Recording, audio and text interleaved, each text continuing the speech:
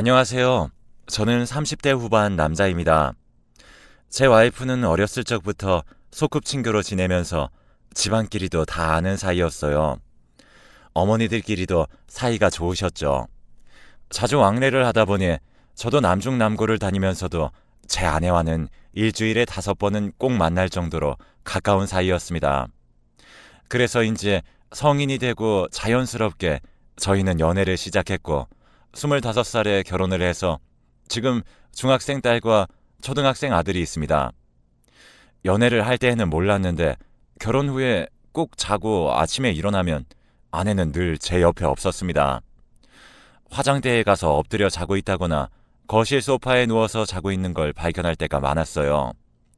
혹시 제가 코 고는 소리나 잠꼬대가 심해서 나가서 자는 건 아닌가 싶어서 아내에게 매번 물어보았지만 전혀 그렇지 않다며 자기도 왜 여기서 자고 있는지 모르겠다고 할 뿐이었어요. 그때까지는 그냥 저를 배려해서 그렇게 말하는구나 생각했고, 그래서 밤에 잘 때마다 신경을 쓰다 보니 중간에 잠에서 깨는 경우가 많아졌습니다. 한 번은 제가 중간에 깼는데 아내가 제 옆에 없길래 또 저 때문에 다른 곳으로 옮겨가서 자고 있는 건 아닌가 싶어 아내를 찾았습니다. 그런데 부엌에서 달그락 소리가 나더군요. 그래서 부엌으로 가보니 아내가 서랍장에 있는 것들을 모조리 다 꺼내놓고 행주로 닫고 있었습니다. 그런데 눈에 초점이 없어 느낌이 이상해서 가까이 다가가 팔을 붙잡고 흔드니 갑자기 눈에 초점이 확 돌아오면서 화들짝 놀라는 것이었습니다. 저도 덩달아 놀라서 여기서 뭐 하고 있는 거냐 물으니 자기도 모르겠다며 기억이 안 난다고 했죠. 아내는 심지어 칼과 가위까지 모두 꺼내들고 닦으려 했는데 말이죠. 제가 막지 않았다면 큰일이 났을 수도 있었습니다.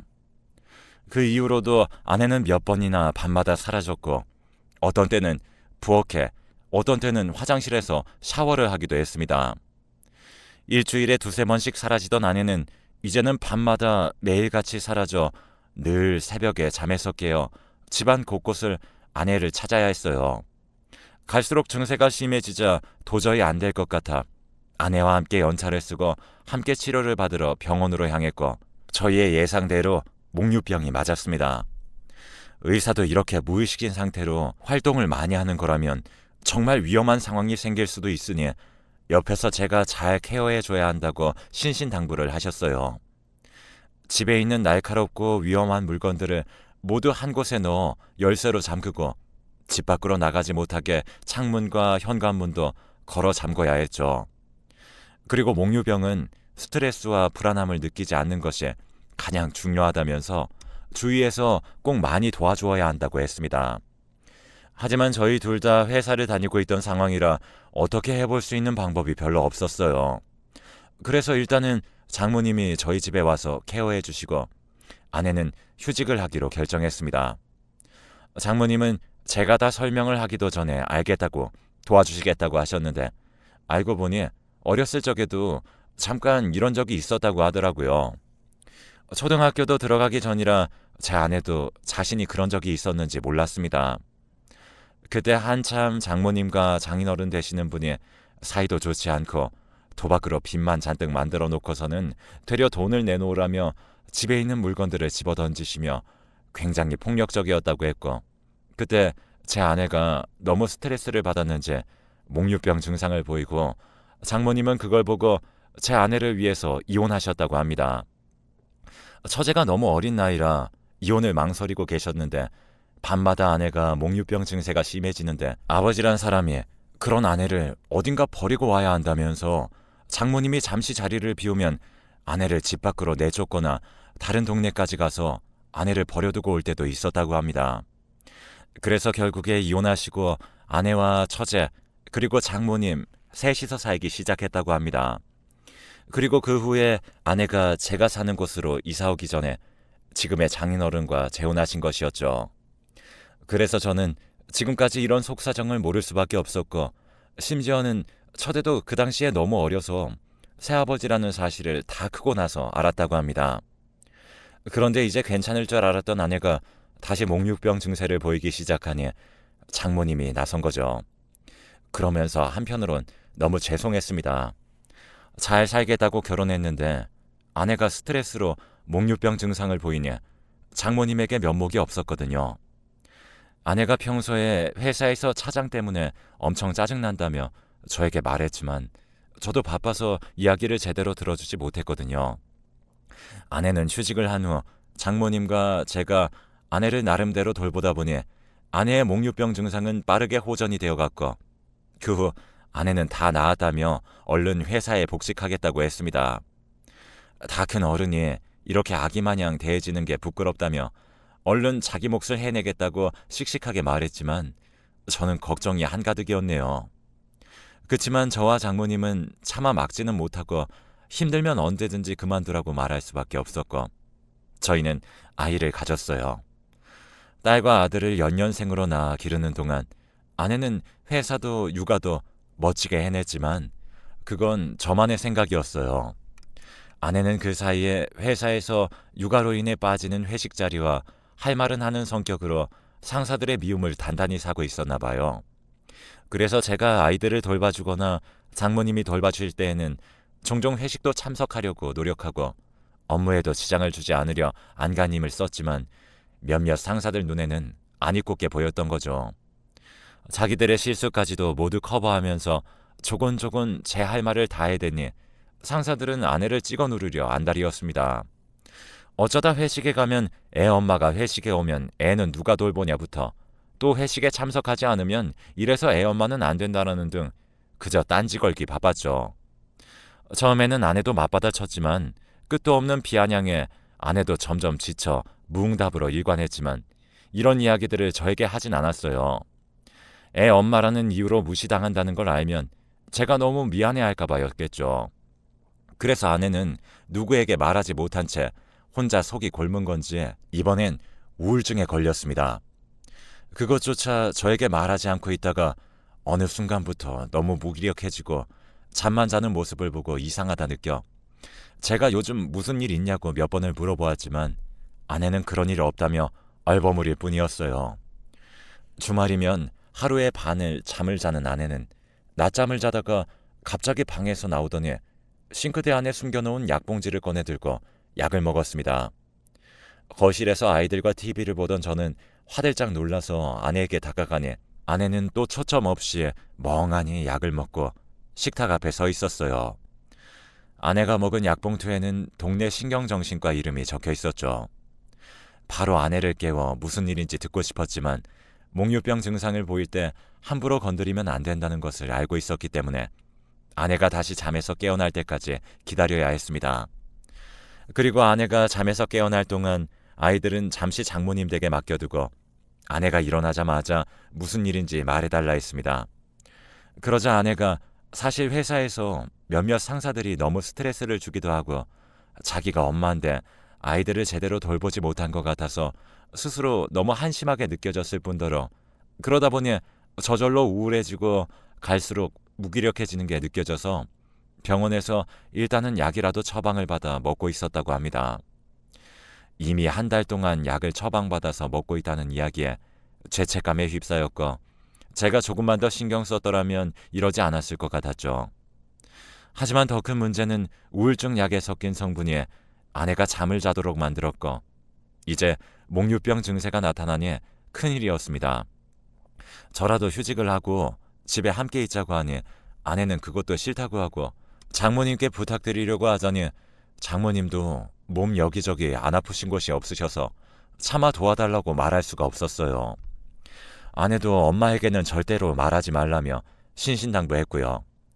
어쩔 수 없이 아내를 혼자 집에 두고 올 수밖에 없었지만 그건 저의 실수였어요. 아내는 해결 방법으로 오히려 잠을 자지 않는 것을 택했습니다. 그러다 보니 점점 몸이 망가져가는 게 제 눈에 확연히 보일 정도였는데 10kg 이상 살이 빠져서 해골처럼 말라갔죠. 보다 못한 저희 어머니가 제가 집에 없는 시간 동안에는 저희 집에 와서 아내를 돌봐주시겠다고 나서셨지만 아내는 절대로 그러시지 말라고 고집을 피웠고 그래서 처제에게 도움을 요청했는데 때마침 처제가 졸업하고 취업을 준비하고 있었던 때라 낮 시간 동안은 저희 집에 아내와 함께 있을 수 있었죠. 아이들도 어린이집을 보내니 그나마 아내의 얼굴이 펴졌습니다. 그 덕에 조금은 안심하고 조금 편하게 회사 생활을 할 수 있었죠. 그리고 저희의 결혼 6주년이 되던 날 평소보다 조금 일찍 퇴근하고 꽃다발을 사들고 집에 갔을 때에는 평소와 다르게 조용한 집안 분위기에 뭔가 이상함을 느꼈고 처제에게 오늘은 둘만 오붓한 시간을 보낼 수 있게 아이들도 대신 데리러 가달라 부탁했기 때문에 집이 조용한 건 당연하겠지만 아내조차 보이지 않아 심장이 덜컥 내려앉았습니다. 부엌으로 가보니 온통 문이란 문은 다 열려 있었고 심지어는 칼을 넣어놓고 잠가놓는 수납장까지도 열려 있었습니다. 저는 다급하게 아내를 찾아 방방마다 문을 열어보았지만 어디서도 아내를 찾을 수가 없어 혼비백산하여 경찰서와 처제에게 연락했습니다. 장모님은 심지어 아무것도 모르시던 상황이었는데 집에 들어오시면서부터 왜 자기에게 알리지 않았냐며 우셨습니다. 경찰이 오고 한참을 이야기하고 있었는데 안방에서 처제가 소리를 질렀고 처제가 있는 방으로 가보니 옷장 안에 아내가 피를 흘리며 쓰러져 있었습니다. 목류병 때문에 자해를 하고 옷장 안에 들어가 있었던 것이었죠. 우울증과 목류병 증세가 합쳐져서 잠이 든 채로 자해를 한 것이었습니다. 처제는 목류병 증세는 알고 있었지만 우울증이 있었던 건 알리지 않았기 때문에 장모님과 처제는 아내가 그럴 리가 없다며 그럴 애가 아니라며 살려달라며 경찰에게 빌었습니다. 하지만 구급차가 도착했을 땐 이미 아내는 숨을 거둔 상태였습니다. 너무 늦게 발견한 탓에 저희가 손쓸 방법이 없었고 저는 제가 조금이라도 일찍 지영이를 발견했더라면 그리고 처제는 자신이 부엌문을 제대로 잠그고 나갔더라면 장모님은 자신이 지영이의 상태를 알아더라면 상황이 달라지지 않았을까. 그래도 지영이가 살아는 있었지 않았을까 라는 죄책감에 빠졌습니다. 무슨 정신으로 지영이의 장례를 치렀는지도 기억이 나질 않습니다. 3일 밤낮을 너무 울어서 마지막 날에는 더 이상 나올 눈물조차 없었습니다. 장인어른은 장례식 동안 찾아온 아내의 회사 직원들을 모조리 호통을 치며 내쫓으셨습니다. 저희도 반쯤 정신이 나가 왜 그랬냐며 달려들었지만 장인어른이 그걸 막으시고서 직원들에게 소리치며 사람 죽여놓고 뻔뻔하게 여기가 어디라고 오는 거냐며 빈소에 들어오지 못하게 하셨습니다. 그제야 직원들은 자신이 한 짓들의 부끄러움을 느끼는지 죄송하다는 말만 연신 내뱉고선 돌아갔죠. 그리고 장례식이 끝난 뒤 얼마 지나지 않아 처제도 사라졌는데 자신 때문에 언니가 죽었다는 죄책감 때문인 것 같았습니다. 방 책상 위에 이 모든 것이 자기 때문에 일어난 일이라며 장모님과 언니에게 그리고 저와 저희 아이들에게 너무 미안하다는 쪽지 한 장을 남긴 채로 모습을 감췄고 장모님과 장인어른은 백방으로 처제를 찾아다녔지만 결국 처제도 5달 후 싸늘한 주검이 되어 돌아왔습니다. 뱃속에 아빠가 누구인지도 모를 아이가 있었는데 처제 대신 그 아이만 살았습니다. 겨우 6달 만에 세상으로 나온 아기에게 세상은 너무 가혹했죠. 처제의 유서에는 언니가 죽고 난 이후에 아이를 가진 사실을 알았다며 차마 엄마를 마주할 자신이 없다며 글을 쓰고 절벽에서 몸을 던졌습니다. 하지만 어쩌다 보니 뱃속의 아기만 살아온 거죠. 1년도 채 지나지 않아 2번의 장례식을 치른 장모님의 몸 상태는 더욱더 나빠지셨죠. 저는 아내를 잃었지만 장모님의 심정은 어떻겠습니까? 저희 어머니와 저는 장모님이 기운을 차리시도록 매 끼니마다 죽이며 밥이며 뭐든 챙겨드렸고 장인어른도 고마워하셨지만 장모님의 상황은 나아질 기미가 안 보였습니다.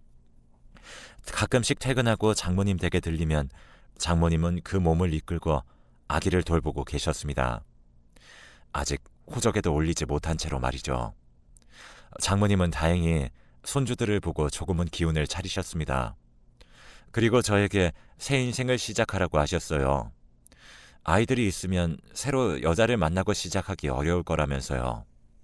이건 장모로서 하는 이야기가 아니라 어렸을 적부터 절 지켜봐온 옆집 아줌마로서 하는 말이라며 아이들을 사랑하는 건 알겠지만 아직 저는 젊으니 새 인생을 시작하라고 하셨어요. 하지만 저는 그럴 생각이 전혀 없었습니다. 장모님의 끈질긴 설득 끝에 아이들은 장모님 댁에서 살기로 했고, 저는 아이들이 그 집에서 살기 시작한 이후로 매일 저녁 퇴근하고 장모님 댁으로 향했습니다. 매번 초인종을 누르면 이제는 진짜 오지 말라고 말하셨지만, 그럼 저녁만 먹고 가겠다고 옥신각신하다가 결국에 아이들이 아빠라는 걸 알아차리고 방방 뛰기 시작할 때쯤에는 늘 장모님도 두 손 두 발 다 들고 문을 열어주시곤 하였죠. 그러던 어느 날 초인종을 누르니 웬일인지 장모님이 순순히 문을 열어주셨고, 웬일인지 식탁에 한 상 가득 진수성찬을 차려놓으시고서 저에게 할 말이 있다고 하셨고, 장인어른도 밖에 내보내셨는지 집에는 저와 장모님 둘뿐이었습니다. 장모님은 식사하시는 동안 아무런 말씀도 없으시다가 식사가 끝나자 혹시 아이들을 다시 데려가 키울 수 있겠냐고 하시더라고요. 자기가 얼마 남지 않았다며 장인어른에게도 차마 아직 말을 못했는데 이제 겨우 3개월 남았다고 하셨습니다. 저는 그게 무슨 말이냐며 되물었지만 3개월이 최대라는 말씀만 하셨죠. 일주일 전 병원에서 검사를 받고 왔는데 췌장암이 이미 전이될 대로 다 전이된 상태라 어떻게 손쓸 수 없는 상태라고 하셨습니다.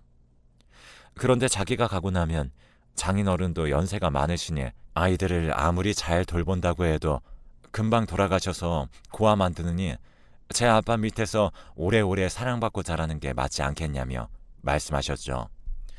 자기가 제 앞길을 막는 건 아닌가 하며 너무 미안해하셨지만 저희 아이들은 그렇다 치고 아직 갓난애기인 처제의 아들은 아직 호적에도 안 올렸는데 아빠는 찾았냐 물으니 찾지 못했다고 합니다.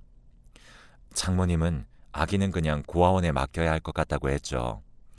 그걸 들으니 마음이 불편해져 갓난아기도 제가 맡아 키우겠다고 했습니다. 장모님은 무슨 말도 안 되는 소리냐며 이제 겨우 다 키워놓은 애들 둘이면 충분하지 갓난아기를 데려다 키우면 누가 절 다시 받아주겠냐며 절대 안 된다고 하셨고, 장모님은 자신이 키우다가 정 안 되면 고아원에 데려갈 테니 제가 키울 생각은 꿈에도 하지 말라 하셨어요. 그리고 그 말씀 그대로 2개월이 지나고 혼자서 몸을 움직이는 것조차 너무 어려워지시자 고아원에 아기를 맡겨버리셨습니다. 그리고 얼마 지나지 않아 장모님도 돌아가셨어요. 장모님이 돌아가시던 날 유난히 좋은 옷을 차려입고 아내와 처제 곁으로 장모님이 걸어가시는 꿈을 꿨습니다. 세 사람은 저를 한번 보더니 웃으면서 저편으로 사라졌습니다. 그 꿈을 꾸고 난 뒤에 깨어나서 장모님이 돌아가셨다는 연락을 받았죠. 장모님의 장례식 동안에는 그냥 멍했습니다. 이제 새 모녀가 만나 편하겠구나라는 생각에 머리를 맴돌았거든요. 그리고 장례식이 끝난 후 저는 장모님의 아기를 맡겼다는 곳을 찾아가 저의 셋째 아들로 입양했습니다. 첫째와 아내에게 아이들 걱정은 내려놓고 이제는 푹 쉬라고 하고 싶네요. 장모님도 그동안 걱정 많으셨으니 이제는 두 딸과 편하게 지내시라고 전하고 싶습니다. 그날 꾼 꿈 덕분에 조금은 마음의 죄책감을 덜어낼 수 있었지만 아직까지도 저는 아이들의 입에서 엄마라는 단어가 나오면 눈물이 왈칵 쏟아지곤 합니다. 하지만 그런 아이들 덕에 오늘도 내일도 버틸 수 있어요. 훗날 아이들이 자신의 엄마는 어떤 사람이었냐 물으면 그땐 담담하게 정말 멋진 사람이었다 말해주고 싶네요. 여러분들도 모두 행복하세요.